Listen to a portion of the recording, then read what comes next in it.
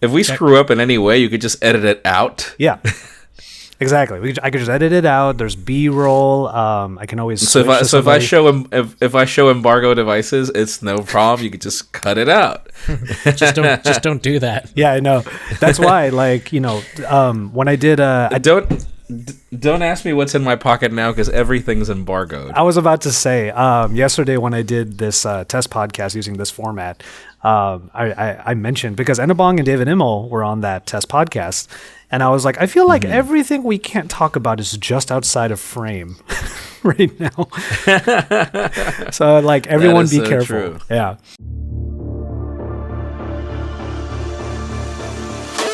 Hello, everybody, and welcome to the weekly brought to you by Pocketnow and Next Day Developers, recorded on this day. It is Friday, May 3rd. Now, this particular episode may or may not come out on the exact same day that I just said, or maybe the day after, because we're trying something different with this episode of the weekly.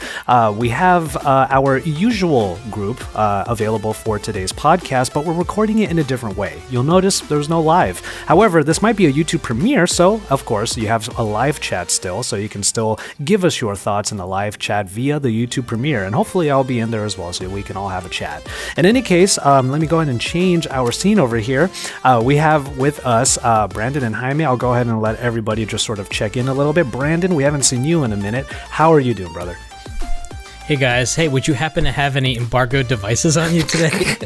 We got to stop talking about this. It's the landmines that we have, the minefield we have for the next 2 months is crazy right now. The question is not do we, the question is how many. Exactly. It's fun, but it's also harrowing, which is why I mentioned right before we did this podcast, we have an email thread leading up to the actual podcast recording in this case, no longer live streaming. I was like, let's leave our devices somewhere else just for safety. Because Brandon and I, right before we started recording, I mentioned that I want to have these particular devices away from me because I feel tempted. I'm not going to actually talk about it. I have that professionality, but I don't want to be tempted whatsoever. I just don't want it to happen when I have enough things to think about. Now that we're recording this podcast using a combination of Skype, I mean, you can see these, let me see if I can do that real quick. You see these, hold on, I'm failing at the pointing. These Skype logos right here. So we finally moved away from Hangouts on there. We're using Skype, and I'm recording it using OBS. So if anyone wants to see that peek behind the curtain, that's what we're doing. But in any case, Brandon, any updates from you over the last couple of weeks? Because I feel like we haven't seen you in a little bit, and we're going to ask you what's in your pocket now later in the mid-break of the show. Yeah, I'm just super excited for the next round of phones. I'm going to New York to see you guys. Oh, yeah. For the upcoming OnePlus launch. Super excited for that phone. Yeah. So, I mean, we'll be hanging out. Yeah, you were mentioning, we're going to talk about that also. It's going to be a heavy speculation week, after all. There are so many devices that are meant to be coming out over the next month or so that all of these rumors and leaks are happening. Best Buy doesn't know how to stock their shelves properly, apparently. But in any case, before we get into all of that, I want to check in with Jaime. How's it going, Jaime? Oh, the last time I saw you, we were in Spain. So we saw each other 3 days ago? 3 days ago. Oh, yeah. It feels like longer. Oh my god! It's been jet laggy. I just sent out my itinerary for the Honor trip, for the Honor event, and I'm dreading it. I want to go because I'm really excited for that Honor 20, particularly because of the rumors. But the problem is it's a 3-day trip, and this is exactly what we did for Spain. And that trip killed me. It was too brutal. You don't have enough time to sleep on the way in, and then you're going to be snoozing all through the event, and then you have to come back the next day when you were just starting to get accustomed to the time zone, so it totally breaks you on the way back. Yeah. But that's it. And just a disclaimer, guys. I know that all of you are already speculating over what devices are on the table. Embargo devices aren't given to us for more than a week, I would say. So for those of you that are thinking that it's the obvious, it's actually not. There are more devices coming up. Exactly. There are plenty more. We're hoping to get our hands on a couple of them. But why don't we just go ahead and... Some of like two of them, I had no idea. Like, no, there are no rumors, no speculations, and out of the blue, the company reaches out, which is a very reputable company, and they're like, we've got something cool, and they invited us yesterday, and I was like, whoa, okay, but I was just totally not expecting it. Just totally not expecting it. And so, so a lot of stuff is not even in rumor mill. So why don't we just go ahead and get into it then? I wanted to revisit, the first thing that we're going to talk about as far as speculation is concerned has to deal with the new category of smartphone that I feel everybody is talking about, obviously because one of them broke recently. But apparently there are renders of the Motorola RAZR finally coming out. And Jaime, you were there obviously last week when we were talking with Isa, my girlfriend, and she made a very important point about foldables. She cares more about foldables that become smaller when you fold them rather than bigger. And that looks like that's what the Motorola RAZR might be. We don't know much else other than the renders or rather that box shot that kind of came up. But I wanted to get some thoughts from you guys about this version of a foldable compared to the rest. Go for it, Brandon. I think this is the best possible version of a foldable. I'll give you 3 reasons why. The first one is that I know people don't make phone calls anymore, but the flip phone is the most perfect shape to go against your face. Not only that, but the weighting can be such that it's kind of towards the bottom, because usually that's where the battery is and the screen's in the top. So it's nice and secure in the hand. So the weighting and the ergonomics, and the other reason is the size. It's so small when you fold it down. You can have a truly larger device in your pocket versus, the Galaxy Fold and the Huawei Mate X, which condensed and folded over are still quite big. And then with this compact folding form factor, you still get all of the advantages of 2 screens. You get a smaller glance and go screen that you can use to just look at actionable information, and hopefully it's a touchscreen on the outside, so you can, send a little text with your thumb. And then when you're ready to sit down and go deeper into an experience, you can open it up. So I think the RAZR is the best possible folding form factor, in my opinion. Is it almost surprising? I'm gonna have to. Is it almost surprising to you guys that Motorola, like after what we've seen with the Z series, and I mean, I think the G series is still a pretty beloved, mid-range line. It is. That Motorola could actually do something that is this exciting for the... It's been a while, right? Like, I listen. I hope so. I wish, and if not Moto, somebody please pull it off, because, like, I was looking at the renders. It doesn't look like the original RAZR. It looks like the second RAZR. Not even there was a V3 and the V3i, and then came another RAZR version, which I don't remember the number right now, but it was a taller phone. It was like sleeker. It was a beautiful device. I'm trying to remember what model it was. I think that was the KRAZR, the KRAZR. No, because that was a smaller version. Actually, I actually had that cruiser or whatever it was.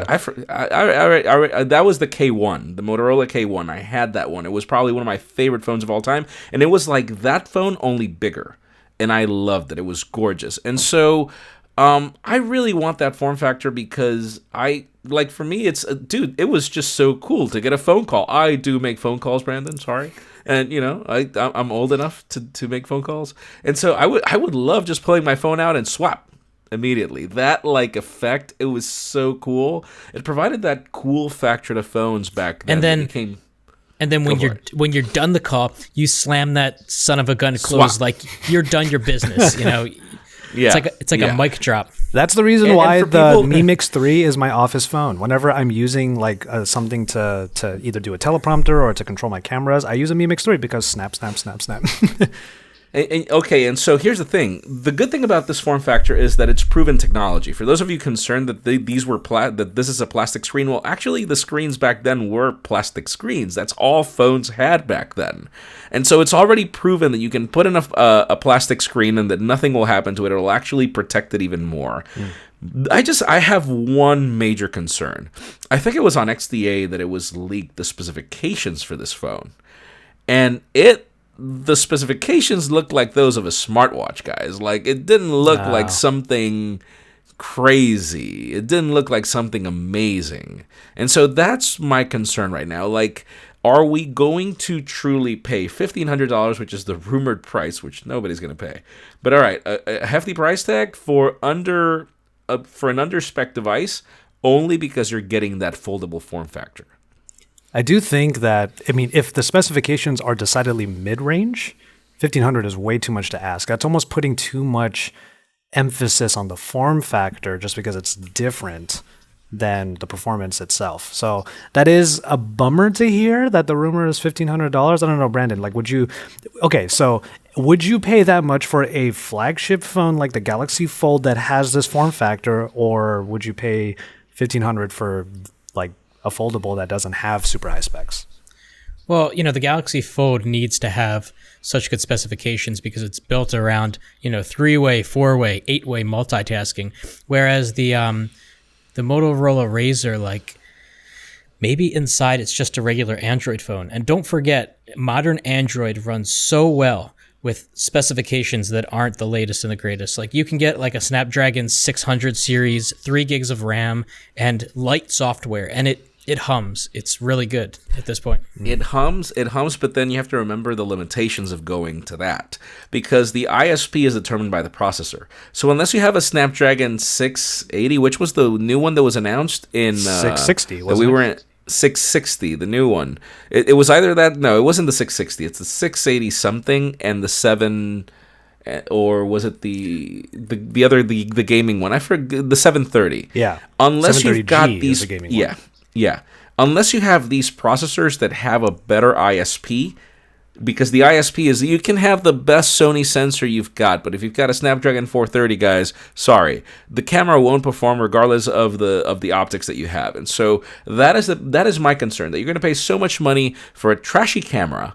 And for an experience that obviously nobody's going to be gaming on that phone. So I do find myself to be the niche for the phone, because I really don't care about that. So I'm really enthusiastic about it, so long as they give me something. If they give me like the Snapdragon 710 on that thing, I'm down. Okay. I'm in, because that also has the better ISP. Yeah. Well, hopefully that is the case, unless somehow Motorola is going to try to like cut costs on, because it can't be cheap to create this form factor in the first place. No, and the battery size is probably the biggest concern. Think about how big the battery is going to have to be. Yeah, that's true. It might be a bit thicker than what we're seeing, because that render didn't really show too much in terms of like the thickness of this phone. All it really showed is that like that screen will come down, and even then, it might not be a flush fold. It might have that little. Isn't that what the Galaxy Fold had, where it's just like that little bit of give, where it wasn't fully flat onto itself? Yeah. Could be. So yeah, I mean, it's exciting to see that foldables can have different form factors within its own category, though. Like, I think that's great. We have, of course, the Mate X, which folds outward to itself. The same thing with the Xiaomi Fold, whatever that might end up being called, and then of course the Galaxy Fold. So now Motorola is going to try to get in on it. Can you imagine though if like unfolded, you could also put a Moto mod on the back? Oh my god. Well, dude, hey, so if you remember, no, you probably don't. You were too young, Josh. But the StarTAC. The StarTAC 7760. That was my family's first phone. I remember that. So the StarTAC 7760, I do remember that number because I own one, had pins at the back, and you can snap like a sort of a PDA module to it.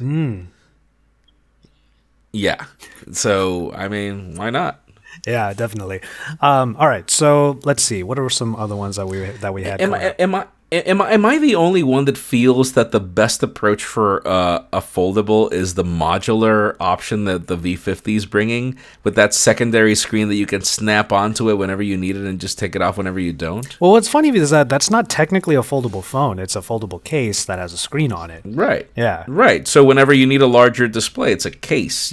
You snap onto it and it becomes modular. Yeah. You don't have to deal with the hassle all the time. And it's optional. You don't have to pay top money for it. You pay it only if you want it. That's true. Brendan, did you see that one? I mean, I did a video for Pocketnow, obviously, so you probably saw that video.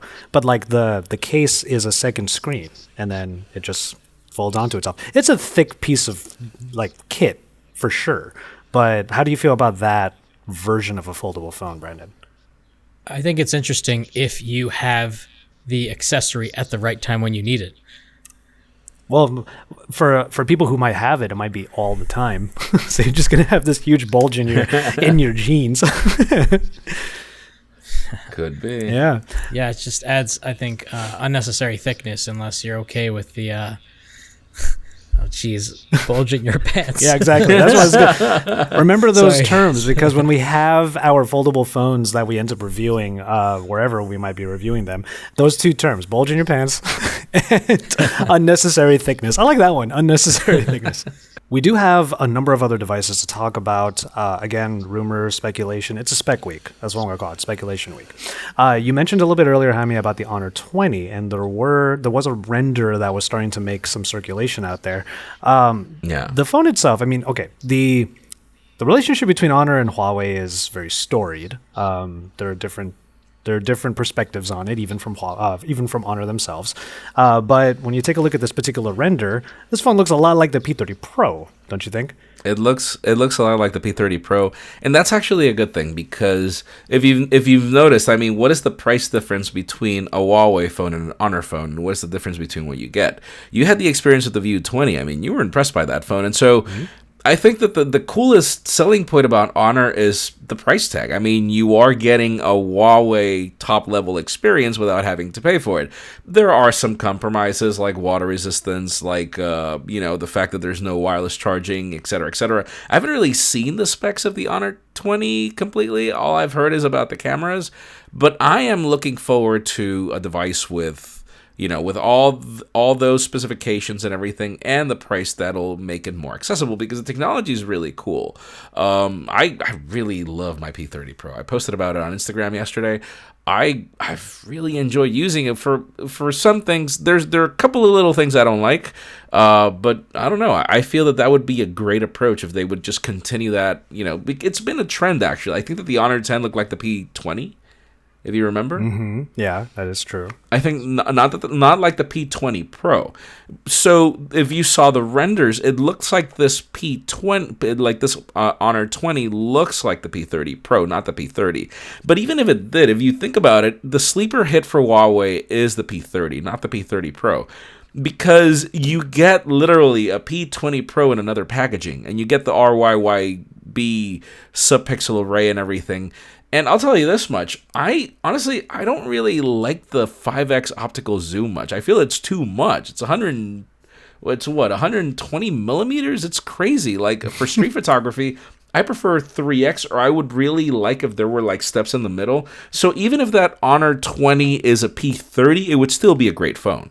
Yeah. How far is too much for you as far as zoom is concerned? Like, when does it go from 2x being too little to being a creeper camera? No, it's not that it's too much. It's just in my feedback I was like, there needs to be steps. Like, I don't want it to jump directly to 5. Oh, I see. I don't want it to jump directly to 5 or jump to 10. I want it to go 1, 2, 3, 4, like to have steps to these, because for me, I use 2x optical zoom all the time. Like if I'm in an event, 2x is like the ideal for me. If I'm street photography, 3x is the ideal for me. I rarely use 5x, but it's cool to have it. I rarely do. It's cool to have, and especially under ideal circumstances, because I still find that, like, even if your hand is steady and it's a really brightly lit shot, it still comes out soft. Just, I think, the limitation of physics. Yeah, you don't find... Dude, look at my Instagram pic from like a week ago of the Eiffel Tower. It looks like a postcard. It looks like a postcard. I was like, even when you, and this is the beauty about a telephoto, people are always like, yeah, the zoom, you don't really care about it. Street photography, the crop is ideal for street photography. And every time that I use the optical crop from Huawei phones, like, the thing is, you don't see it immediately when you're taking the photo, but when you see the results, you're like, damn. that was my response. I was like, whoa, okay. Brandon, did you weren't you supposed to be getting a P30 or a P30 Pro from the pool like a little while back? I didn't from the pool, but TK let me borrow his, so I used it for like a week and a half. What I was going to say about Honor is that the reason I like Honor is because you get the best of Huawei 6 to 12 months later, and for 20 to 50% less. Yeah. And I think that's awesome, and it's with the Honor 20, it looks like we're getting that same kind of effect where we're getting a device like the P30 Pro. Just, it's been a while, like 10 months, something like that. And yeah, and so you're getting it later, and it's going to be, significantly less expensive. So you get that great camera technology. It's not as good when you look at the pictures later, but Honor does a great job at taking the quality and technology of Huawei and putting it into a less expensive package. Yeah, I mean, I'm excited. Now tell me something, Josh. Did you ever use it with Android Auto? With your P30 Pro? No, not yet. And if I'm honest, I haven't used a P30 Pro enough yet because I'm going through the queue right now. And obviously, I've been on sort of a kick of like gaming phones recently. So I'm finishing the Black Shark 2 review for both Pocketnow and my own channel. So that's what I've been using the most recently. But once I'm done this weekend with the queue that I have in front of me, the P30 Pro is going to be like my focus. So here's the thing. I mean, the problem with Huawei's approach to I forget their EMUI, which is the magic UI for Honor, is just how aggressive it is about killing apps. Michael Fisher mentioned it in his review. It is so aggressive that if you're using Android Auto and you're using navigation and you're playing music on Spotify, if I tell the Google Assistant, which would be a third application, to make a phone call, it won't make it. Like, it will literally tell you, yes, calling this number, mobile, and boom, it starts making the call, and then it just kills the call. It kills the call, and then it goes back to navigation. It's so weird.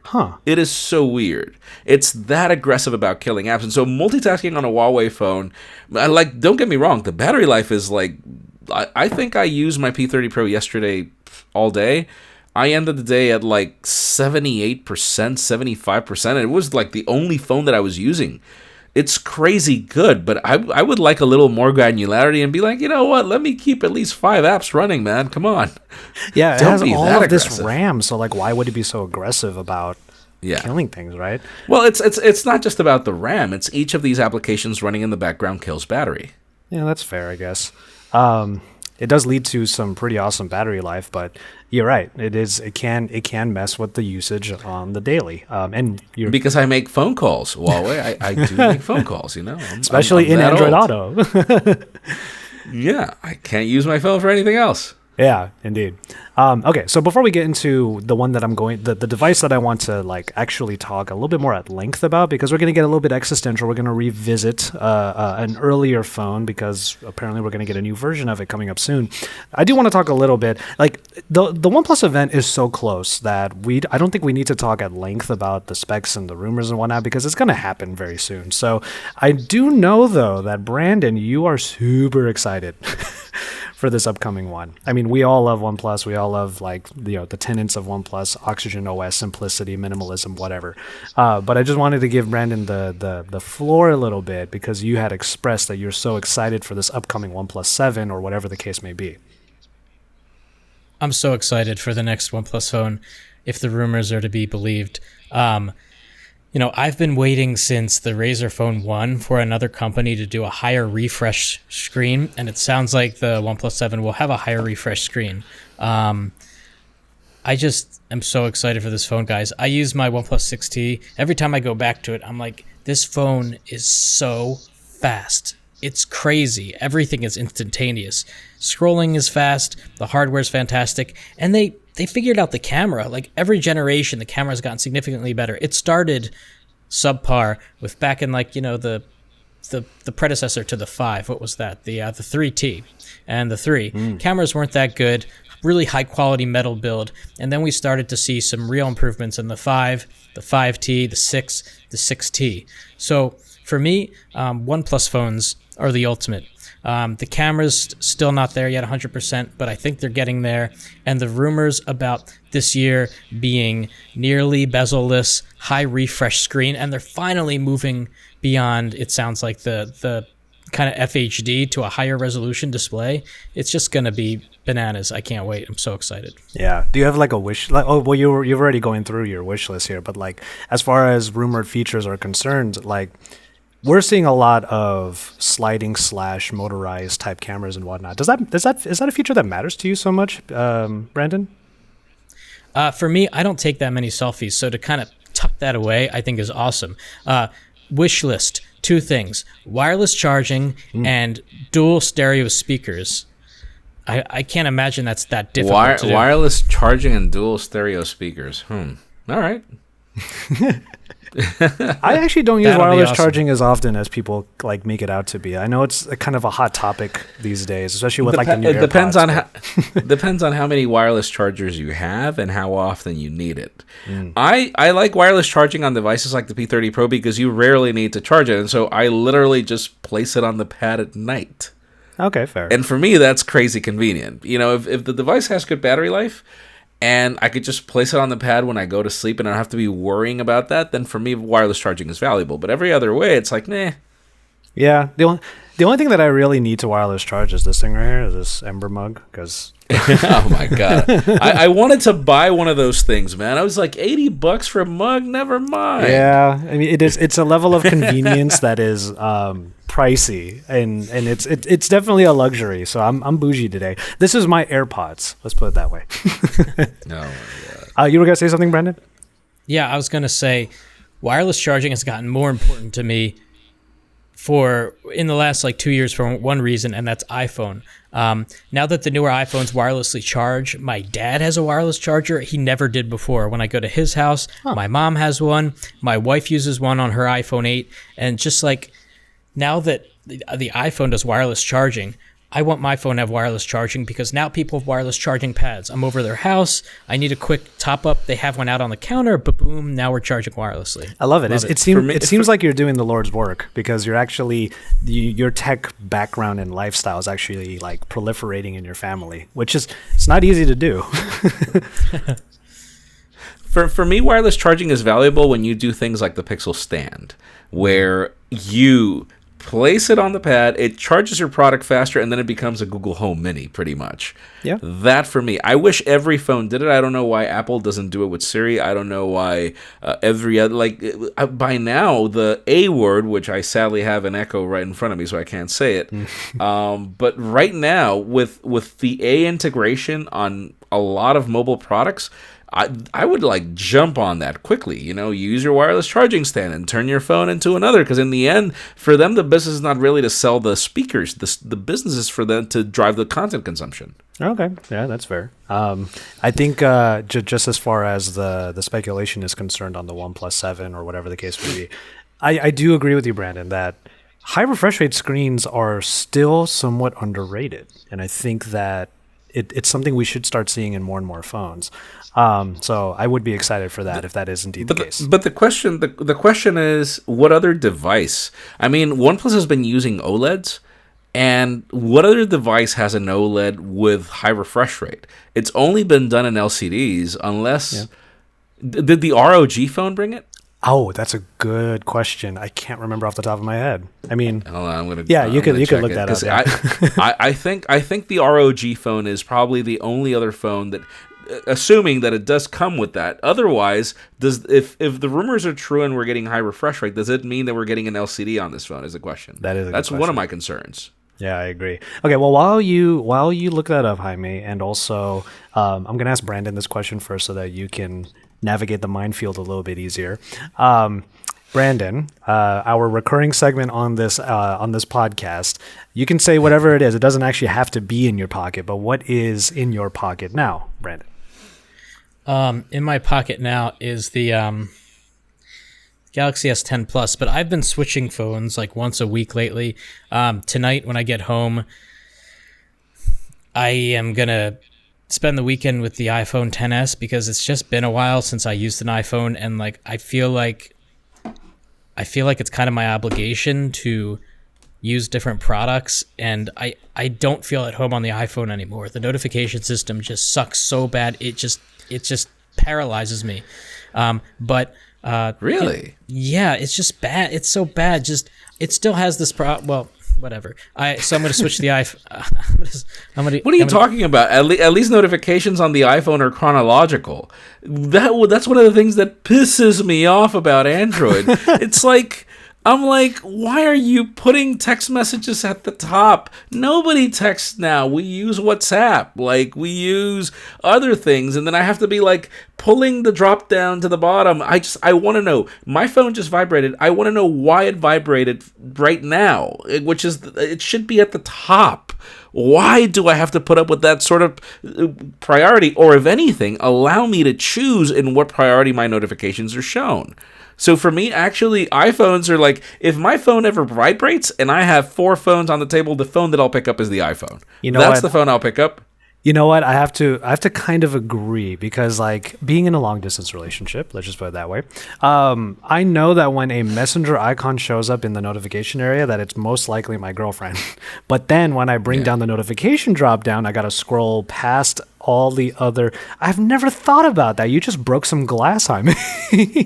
Listen, and so somebody asked me, wait a second, so you're a notification hoarder? No, it's not that. I live under a system that's called, it used to be called FAT, I don't remember what, but it's literally, if I'm not ready to act on something because I'm busy or anything, I will leave it there because it'll still remind me later. It's the whole point of a notification center. The fact that you don't have to act on things immediately until you can. And so what I at least want is to know in what order things came in. And so I know that the first things that came in are the things at the bottom. And the ones that just arrived are the things at the top. And so it's that stupid basic thing. I can't wait for. I just want the option. Just give me the option. Just like alphabetical order in your app tray. Oh yeah. Just give me an order of arrival, and I'll be a happy man. That's it. Oh, and I just checked. ROG phone here, by the way. It is 90 hertz in OLED. Obviously, it's got insane bezels, which the rumors of the 7 are that it doesn't have many bezels. You know, it's literally. Is it just me, or does it look like the God, the Oppo. The Reno. I have it here. No, not. Well, I haven't seen the Reno. I mean, the Find X. Oh yeah. I mean, that would make sense. The Reno and the Find X are quite similar, by the way. So, but I mean, isn't that sort of the running joke, though? Is that whenever Oppo comes out with something, you can expect OnePlus to follow suit? Well, but that's the thing. It's like the case of Huawei and Honor. I like that I was in a press meeting with Oppo for MWC. And their head of engineering, you know, I find it funny when the press asks questions that are just like this, that are probably so obvious. And so their response is, well, we're also an ODM. We make certain designs. We have customers like OnePlus, like Vivo. They will pick the designs they want, and we will build their phone. ODMs, it exists. Like, you've seen certain, and the guy was like, to a certain degree, I think he was annoyed, because he was like, you've seen headphones that have a specific design, and you find like 5 brands come up with their branding on those headphones that look like this specifically. ODMs, we are a business. We've been in this business for 2 decades. Yeah. We don't, so OnePlus is a customer. Vivo is a customer.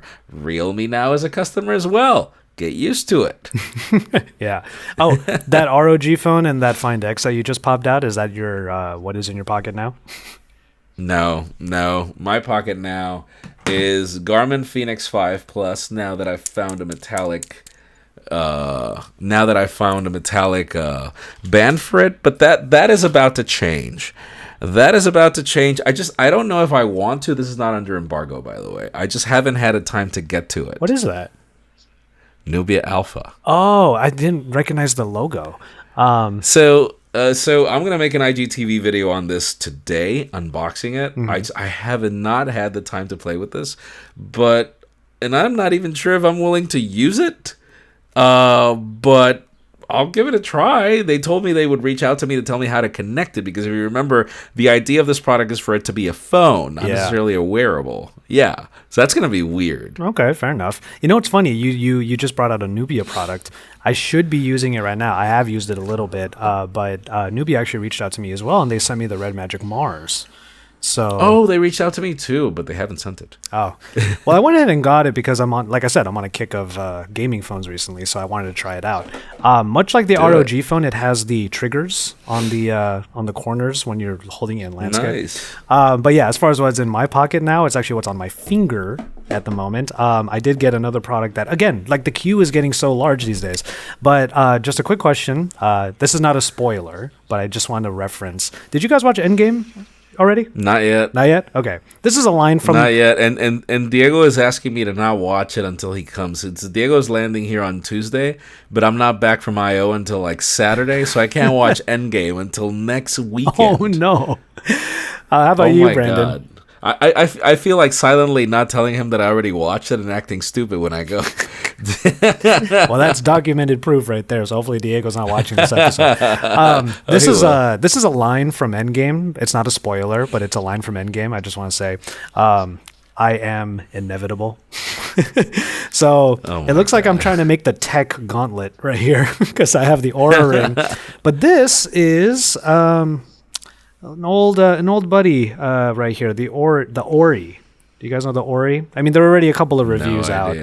But I would never be caught dead wearing that. I'll tell you that much. So what we have here is it's basically a bone conduction like little ring, right? So what the whole idea is that it actually reverberates the bone conduction technology through your finger, and if you go like this, you can actually hear what's coming from the phone via Bluetooth audio. So you can actually take calls literally like this if you wanted to, but it's meant to be more of a short form audio product. So if you wanted to like press this button over on the side and then talk to Google Assistant, it can do that. It can also read back your messages and whatnot. And I saw these guys when they were in their like crowdfunding phase, or rather their pre-order phase, maybe is a better way to put it, 2 years ago at Computex. So they're finally out, and there are a couple of reviews out there. Mr. Mobile himself has done a review on it. And man, that lucky fool, man, like he not only got a review unit straight from Ori, it had his name on the bottom portion of it. What? Yeah. They laser etched Mr. Mobile on the bottom of the Ori. That is so Michael Fisher. That is so Michael Fisher. Yeah. He's been doing reviews on robots that when I get those pitches and I'm like, nah, I'm not going to review that. And then out of the blue, boom, a Michael Fisher review. I'm like, God, this is so Fisher. This is so Michael. I caught back in my family home, my mom was using a shot glass to like make some drinks for the family, and I looked at the shot glass in her hand, and it was the Mr. Mobile shot glass. I was like, "You put that down right now," because I brought it back from CES. Okay, so let's go ahead and get into the final device as far as our speculation week is concerned. I'm gonna start this off like. Okay, here's how I want to start this off because I feel like it's a very pertinent question. With all the leaks and the rumors and the speculation that's coming out, do we need, honest question, do we need another Pixel? Oh.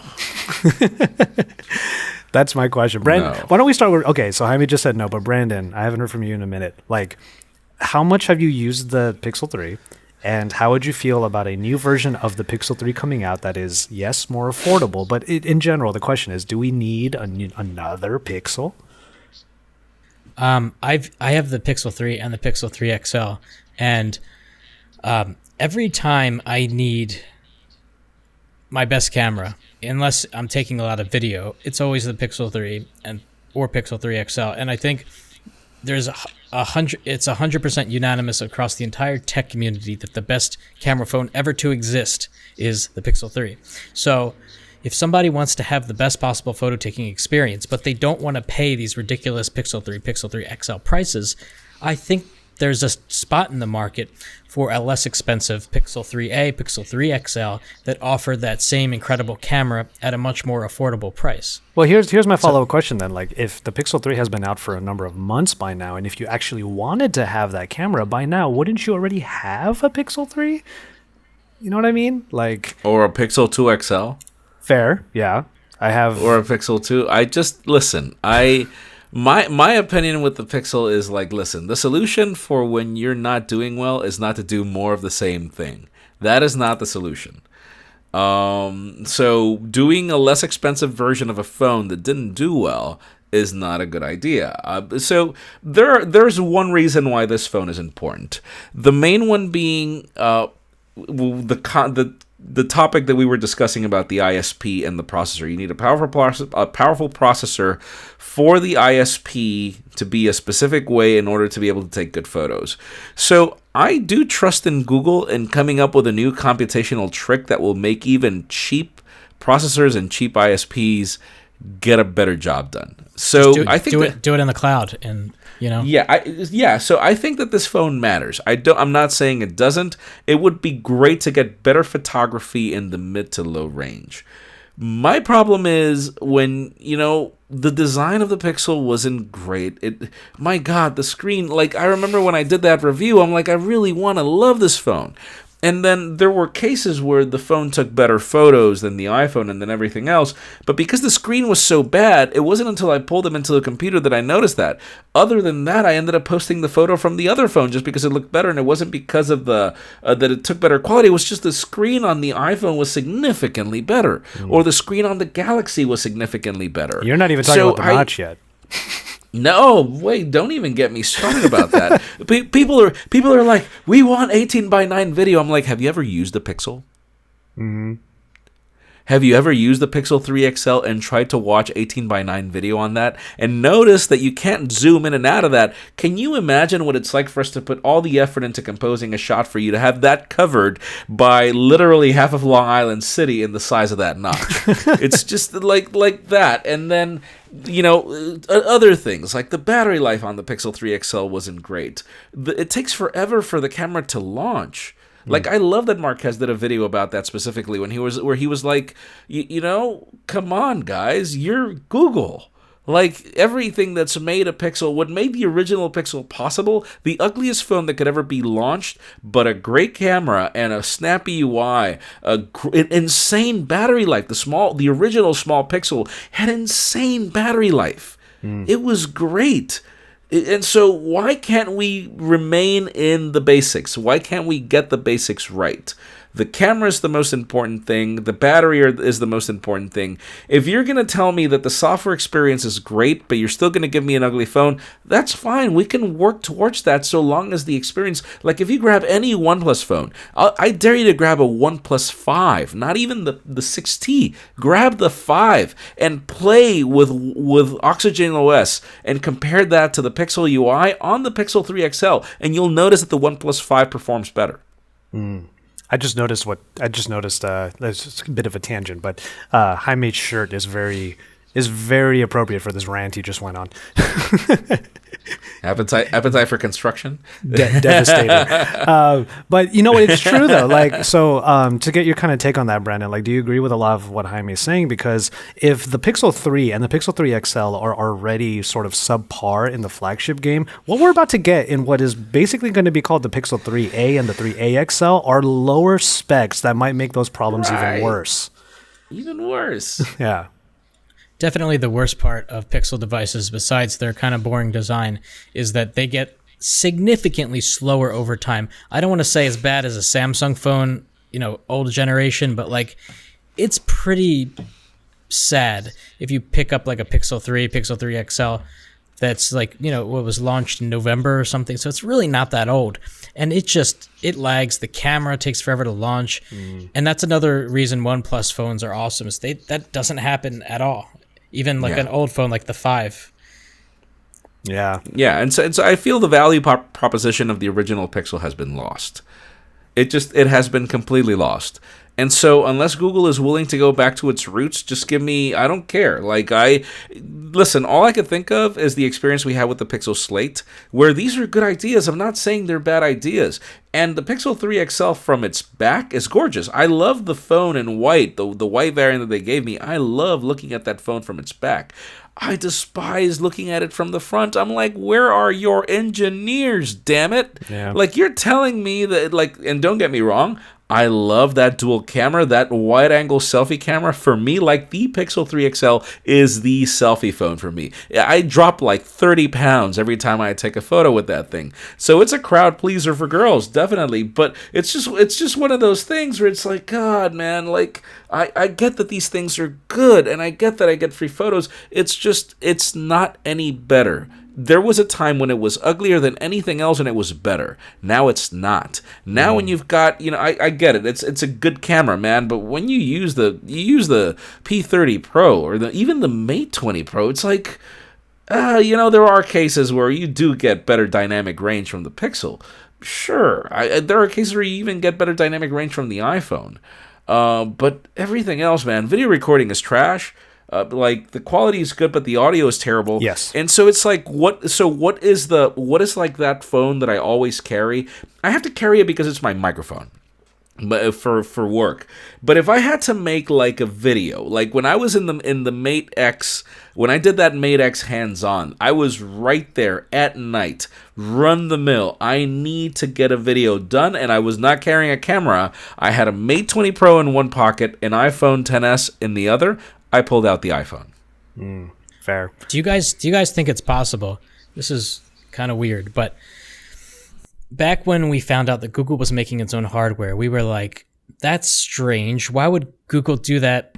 They might potentially harm all of their partners. Do you think it's possible in any world that Google makes their Pixel phones to have poor video recording, weird designs, weird screens, and not so good audio in order to make a slightly subpar product so that people criticize it and Samsung still can sell lots of phones and Huawei can sell? Is that possible or is that crazy? Not when they invested $2 billion in HTC. That was what I was about to say. Like back when hardware was becoming a focus for Google and the Nexus line and all that stuff, I would agree with you, Brandon, if they did not partner up with said companies. Yeah. HTC in the same case with smartwatches. They did the same with hardware, with Fossil. I mean, right now it's clear. Which is the most successful company? From an economical standpoint, it's Apple. What does Apple do that's special? They own the whole banana. And so Google gives OEMs and ODMs the liberty to do with Android whatever they want. But it's like the purpose of the Nexus in its time and the Pixel later was, you know what, OEMs, do whatever you want. Dear consumers, if you want Android the way we envisioned it, here it is. And so it's like the true Android with nothing else. Or do you want the variants? I mean, you can pick. It's a free market, and the market's big enough for everybody. And so I feel that Google wants to compete, but my God, like they really need to try harder. And part of the rumors are that they have 3 design teams working on the next Pixel. I don't care if you keep the back, guys. Just fix the damn front. Just think about it. This is one of those things where it's like editing video. I think that Apple with their MacBook Pro lineup does it best, or Apple with their iPad Pro lineup does it best. If the gateway to this software is the screen, you better give me a kick-ass screen. That's just the way it is. The screen is everything. Everything should be secondary, but the experience of what you're doing when you're using a product day in, day out. Yeah, you're going to take a couple of photos during the you're going to take a couple of photos during the day. That's fine. I don't care. I want an awesome display. It has to be awesome. It can't be subpar. And so that's my other questioning with that Pixel 3a. Are we gonna if their flagships don't have a good screen, what are we gonna get in those like mid-rangers, man? I'm already like dreading it. Like it's just gonna be a sticker. They're just gonna give up, put a sticker on there. It's gonna be a Game Boy screen or something. I don't know, man. Does the price not do anything for you though? The fact that you can have it's $399. Go buy yourself a Poco phone. You'll be better with that. Ooh, that's not a bad. Oh, you know what? You're right. That is true. I did not think about that in the moment. And it's stock Android, man. I mean, and so that's the thing. It's too little, too late. It would have been great if they would have launched it initially. And so yesterday, I covered in the Daily. I was like, oh my God, if they priced this thing at $299, that'd be good. $299, for a Snapdragon 600-ish processor, and then all their bells and whistles. I mean, Google really, if Google wants to compete, they need to go back to their Nexus time when they were like, our business is to sell software. We don't make money out of the hardware. And so for them, selling the Nexus devices, we're just selling a terminal, which Amazon does with their speakers.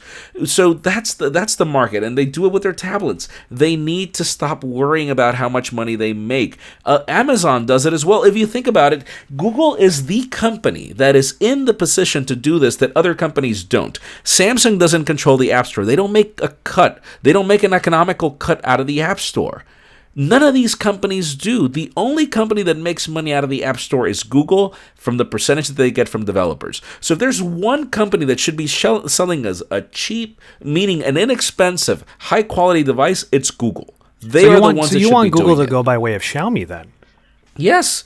Yes, Apple doesn't do it, but Xiaomi does it, Amazon does it. These are the companies that are succeeding right now, the companies that are forgetting about the hardware. Come on, cable companies have done it forever. They give you the router, like they give you everything. All you have to do is pay for the bill. Okay, that's fair. Brandon, any thoughts on that? I think Jaime just did a mic drop, so I think he did a great job. Hold on. Let me unscrew this. I think these are all very valid points, and like just from the consumer like user end standpoint, I think the one thing that I would love to see from like whatever the next Pixel is, not that we're going through the wish list of what the Pixel 4 would be, but I mean honestly, like maybe we can look that far ahead because the processing that Google has introduced with the Pixel is top notch. It is great. To Brandon, to your point, like it is the camera that you can reach for and you can expect results that will actually come out of that phone. I just wish that there was more to the camera experience. I mean, one of the reasons why we still reach for the LGs and the Samsungs and the other phones of the world is because there's a wide angle, there's a zoom, there's all this, there's all that. On Pixels right now, there's only that one lens. And I think the killer app in this case would be a mixture of the software processing and hardware options. And I think that's what's missing the most. I remember when by the grace of God, I was able to go to the Pixel event under like the Joshua Vergara name. Like it didn't even say any other brand. And I still look back very fondly on that event, and I remember becoming so excited on the show floor, or rather on the experience center floor, where I saw that there was that wide angle on the front, and I was super excited. And then I realized, it's not a vlogger's phone because the audio sucks. It would have been great if there was a wide angle on the back too, and you're right. That's that's where the fundamentals sort of fall apart. And bear in mind, like I have to disclaimer, Google is flying me right now to Google I/O. So this is the funny part when readers are like, you're being paid by these brands. No, man. One of the things that I love about working with Google is they actually love feedback. OnePlus loves feedback. Mm-hmm. These companies, they are willing to hear what you have to say, whether they do it or not. It's another thing. It's just. Don't get me wrong. I'm not trying to trash the Pixel and saying that it's a terrible phone. It's not. It's just very hard for me to sit here and pick that phone over every other at a time when phones have gotten so good. Yeah. Yeah, and I think Joshua used the word fundamentals. I think that's such an operative term here. Like in a lot of cases, Pixels miss the fundamentals, and that's just like the little things when you're using it that you miss. Mm. So you don't think that, okay, so Brandon, your endorsement of the camera and whatnot, and like you said, if this makes it more available to more people because it's more affordable, then that's great. Would you actually recommend a 3A XL to somebody who wants a good camera but an affordable phone underneath it all? There is a lot of competition at that price point still, like the Pocophone and the Xiaomi, the Motorola, the Moto Z, the Z. Sorry, the Z, the G, G lineup, the G, and then you have the Xiaomi Mi 9 and some Honor phones. I'm not sure. It depends if they get those fundamentals right. If the fundamentals are right and the camera's still, killer, then yeah, I would recommend that phone. Although I gotta say, most of the time when people ask me what phone to get, I say just get an iPhone. Oh man. I mean, especially when it's like an older person or someone that doesn't care about technology and doesn't care about. It's just like you'll be happy with the iPhone. Just get an iPhone. That's fair. And you know what? I will admit that with the Detective Pikachu movie coming out like very soon, it's got me looking at that iPhone XR yellow right now. I'm kind of into it. I'm kind of into it at the moment. And also there was a case manufacturer that's making like Pokemon cases. I kind of looked at them. I'm not going to lie. But yeah, I kind of see where you're coming from with that because like the iPhone line is sort of like that de facto for somebody that wants something that is easy to use. But they're not affordable. And I think that's the reason why I wanted to ask like that question because $400, I like that price point personally. Like I think it's a good price. I could buy a Pixel with those capabilities, hopefully, at $400. True. It's a matter of taste, man. I can't wait to see. I don't feel that the hardware of the Pixel 3 XL warrants its price, so I hope that I don't have that same feeling about the 3A. Yeah, that's fair. And also, like, we didn't really go through any of the supposed specifications of the 3A and the 3A XL, but it's you can find all of that in stories over on Pocketnow, and I'm sure you're seeing a lot of speculation on it already anyway across YouTube. But I think that for the most part should do it. I mean, we just got done recording our first episode of a new general format for the podcast, so look at that. So that's really good. So thank you guys so much for thank you first of all the audience for indulging us as we kind of experiment with the show. Of course, thank you to the guests, Jaime and Brandon. I'm going to go ahead and go through our outro, and you'll be able to hear where you can follow them all over the place. Actually, now that I said that, I should let you guys say that. Jaime, where can everybody follow you? Oh my God, Instagram, Jaime Rivera. That's it. It's been good. My favorite. Yeah, he's been doing some really awesome photos on there. And if you haven't seen that P30 Pro photo from Paris, that's a highlight for sure. Yeah. All right, Brandon, where can everybody find you as well? My Instagram's private because I post pictures of my kids, but my Twitter is at Brandon Miniman. At Brandon Miniman. I am, of course, found at JVTechT. You know me, I'm JV. I love tech, and as you've been seeing me do so on this episode, I love to drink me some tea. All right. So, on that note, that is it for the weekly. Our theme music is Bloom by Minerva, courtesy of a royalty-free license with Argo Fox. You can learn more in the episode's description. We already talked about our personal handles, but Pocketnow is found at Pocketnow on Twitter, Facebook, Instagram, and YouTube in English and Espanol, where you can find more news on the Pocketnow Daily and Pocketnow Audio every weekday. You can catch up to what the weekly is talking about at pocketnow.com/podcast. Also, make sure you make your voices heard by emailing us podcast@pocketnow.com. We would love your feedback and your reviews on places like Google, Apple, Spotify, Overcast, or wherever you might be streaming us. Because without you, we wouldn't have been able to make this show for your eyes and ears for now 7 years straight. All right, we're going to see you next week, hopefully for another version of this new format of the podcast where we're actually recording it. You probably saw some B-roll in this episode. It's obviously a little bit more produced. We definitely wanted to get away from the, let's just say, the slight tragedy that is Hangouts on air. And also, Hangouts is actually supposed to be going by the wayside later this year, so this is sort of us being a little bit more forward thinking with it. But yeah, a lot more control over the podcast. Hopefully is up to a good quality of good standard of quality, and let us know what you think about this video version, also the audio version, of course, in the comments sections wherever you might be watching or listening to us. And with that, we're going to go ahead and see you next week again on The Weekly.